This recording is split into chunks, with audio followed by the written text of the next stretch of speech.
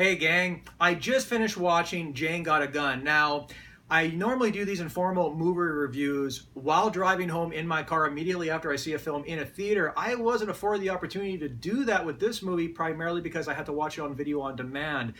Now, for those that are unfamiliar with this film, this was a movie, it's a Western that was shot in 2013, I believe, and it was originally supposed to be released in 2014. The film's production history was an absolute disaster. It went through multiple directors, it went through multiple stars, it went through multiple cinematographers.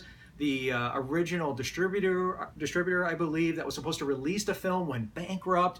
Finally, the Weinstein Company came in and they very unceremoniously released this film in cinemas in January of this year. No press screenings, no fanfare, no nothing. It became a huge box office bomb, and now it's released on video and on video on demand. The film basically involves Natalie Portman's Jane, who is sort of this 1870s frontiers woman whose husband, played by Noah Emmerich, he's sort of like a notorious outlaw, and he comes home one day and he's just riddled with bullets. He basically had to skirmish with another outlaw band, which is led by Ewan McGregor. How absolutely wonderful was it to see Ewan McGregor play a villain in a movie? And realizing that shit is about to go down, Jane decides that she needs help to defend themselves against this marauding band of killers. So she enlists her ex-lover, played by Joel Edgerton, to come and assist her. He begrudgingly does so, and all hell does indeed break loose. Now, this film was directed by Gavin O'Connor, and he directed, for my money, the very best hockey film of all time in Miracle. He also went on to direct Warrior with Joel Edgerton, which is also another crazy underrated sports film. He really knows his way around Western iconography really, really well. I mean, this film is so lush and beautifully shot, and there's a lot of just painterly images that just really grace the screen, so I love that.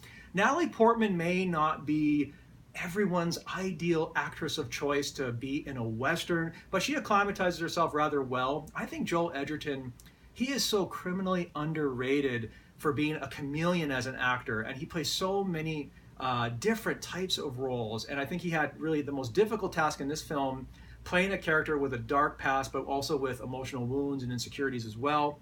If the film does have some flaws, I would say this: there is a flashback structure that's kind of haphazardly sort of sprinkled into the narrative that sort of allows us to get a little bit of backstory and history on the characters, and it doesn't always work within the confines of the story itself. So that felt a little messy to me. And I also thought that Ewan McGregor's villain, although I loved, again, seeing him play a villain, I thought his character was a little underdeveloped. Having said that, though, usually films that get no press screenings, that have the type of production history that this one has, or had, I should say, normally that is the qualitative kiss of death. But I'm very happy to report that Jane Got a Gun is actually a surprisingly competent, well-acted, and very well-directed Western. It is so criminally sad that this film never got like a big audience when it was theatrically released. So I'm hoping that people sort of discover this film on video on demand and on video, because I think it's certainly a decent Western that deserves to be seen. And go Pens!